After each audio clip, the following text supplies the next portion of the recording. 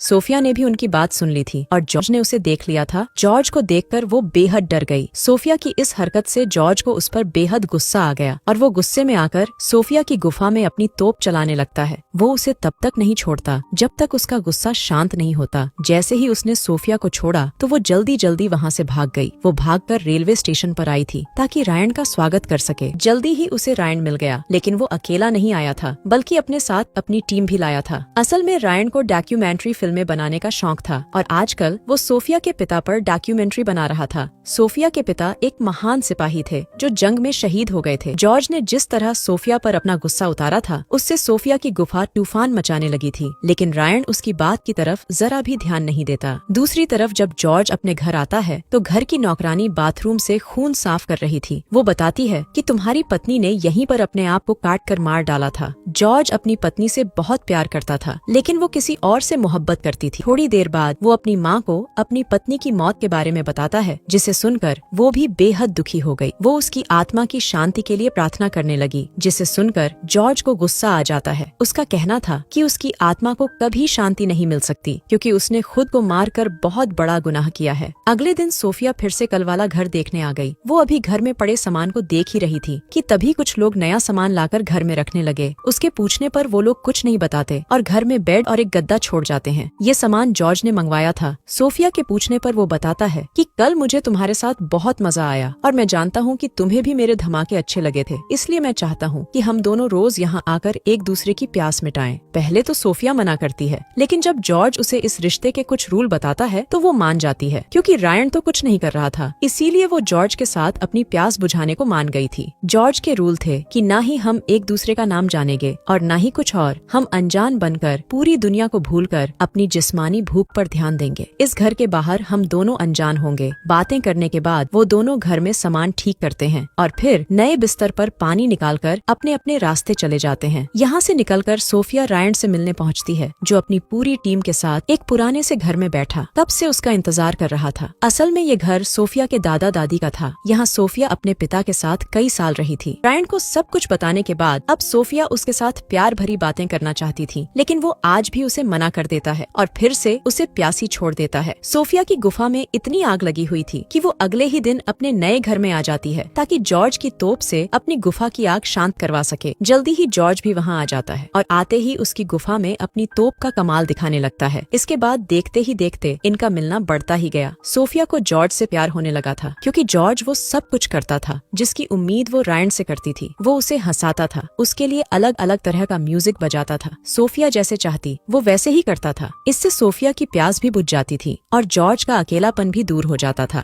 ऐसे ही एक दिन बातों बातों में सोफिया जॉर्ज को बताने लगी कि उसने पहली बार अपने कजिन के साथ खाता खोला था। वो उसे सब कुछ विस्तार में बता रही थी ताकि उसकी बातें सुनकर जॉर्ज गर्म हो जाए और उसकी गुफा फाड़ डाले, लेकिन शायद आज जॉर्ज का मूड नहीं था, जिस कारण वो उससे दूर हो जाता है और सोफिया को अपने हाथ से ही काम चलाना पड़ता है। दिन बीतते गए और जॉर्ज के लिए सोफिया का प्यार भी बढ़ता गया। अब वो जॉर्ज का नाम जानना चाहती थी, उसे अपने बारे में बताना चाहती थी, लेकिन जॉर्ज मना कर देता है। कुछ दिनों बाद सोफिया की माँ उसे शादी का जोड़ा पहनाती है ताकि उसकी फिटिंग चेक कर सके। रायन भी यही था। सोफिया उससे ड्रेस के बारे में पूछ रही थी, जबकि साले रायन का ध्यान आज भी अपनी फिल्म पर ही था, जिस कारण सोफिया उससे नाराज हो जाती है। इसी दौरान बारिश शुरू हो गई। रायन जल्दी जल्दी अपनी टीम के साथ अपना सामान संभालने लगता है और सोफिया गुस्सा होकर जॉर्ज के पास आ गई। वो उसे बताती है कि मैं तुमसे प्यार करने लगी हूँ, लेकिन जॉर्ज उसे समझाने लगा कि प्यार में कुछ नहीं रखा। रायन तुम्हें समय नहीं दे पाता, इसलिए तुम्हें मैं अच्छा लगने लगा हूँ। बारिश के कारण सोफिया काफी भीग गई थी, जिस कारण जॉर्ज उसे जबरदस्ती नहलाने लगता है। सोफिया को जॉर्ज का हर अंदाज पसंद था। वो उसे अच्छे से नहला रहा था, जबकि सोफिया उसके साथ मस्ती कर रही थी। नहाने के बाद जॉर्ज उसे कुछ टिप्स भी देता है जिससे रायन उसकी तरफ आकर्षित हो सके। सोफिया अगले ही दिन रायन से मिलती है और उस पर जॉर्ज के बताए तरीके अपनाती है जो सच में काम कर रहे थे। आज सोफिया बेहद खुश थी और वो ये खुशी जॉर्ज के साथ बांटना चाहती थी, इसलिए वो जल्दी जल्दी उससे मिलने पहुंचती है। लेकिन जैसे ही उसने दरवाजा खोला तो वो हैरान हो गई। पूरा कमरा खाली था, ना तो यहाँ जॉर्ज था और ना ही कोई सामान। सब कुछ गायब देखकर सोफिया समझ गई कि जॉर्ज जा चुका है। वो उसके बारे में आसपास पूछताछ भी करती है, लेकिन कोई फायदा नहीं। हारकर उसने रायन को घर देखने के लिए बुला लिया। वो उसे बताती है कि शादी के बाद हम दोनों यहीं पर रहेंगे, मगर रायन घर की स्मेल से समझ गया कि सोफिया यहाँ पहले ही किसी के साथ खेल खेल चुकी है, इसलिए वो उसे छोड़कर चला जाता है। थोड़ी देर बाद उदास सोफिया अपने घर घर वापस जा रही थी और तभी जॉर्ज उसके पास आ जाता है। असल में जॉर्ज भी उससे प्यार करने लगा था और ये बात उसे सोफिया से दूर जाकर समझ आई थी। वो सोफिया को मनाने की कोशिश करता है लेकिन वो नहीं मानती। जॉर्ज सोफिया से उसका नाम पूछता है लेकिन सोफिया उसे कुछ नहीं बताती, जिसके बाद जॉर्ज उसे एक होटल में लाकर अपने बारे में सब कुछ बताने लगा कि मेरा एक होटल है। कुछ दिन पहले मेरी बीवी ने आत्महत्या कर ली थी क्योंकि उसका अपने प्रेमी के साथ झगड़ा हो गया था। जॉर्ज के सब कुछ बताने पर भी सोफिया उसे अपने बारे में कुछ नहीं बताती और वहाँ से भाग जाती है, जिसके बाद जॉर्ज उसका पीछा करने लगा और उसके पीछे पीछे उसके घर तक पहुँच गया। अब सोफिया को उससे डर लगने लगा था। उसने अपने पर्स में से अपनी गन निकाल ली थी जिसे वो हमेशा अपने पास रखती थी। जॉर्ज उसके पास आकर उसका नाम पूछता है और तभी सोफिया घबराकर गोली चला देती है, जिसके साथ ही जॉर्ज की मौत हो जाती है।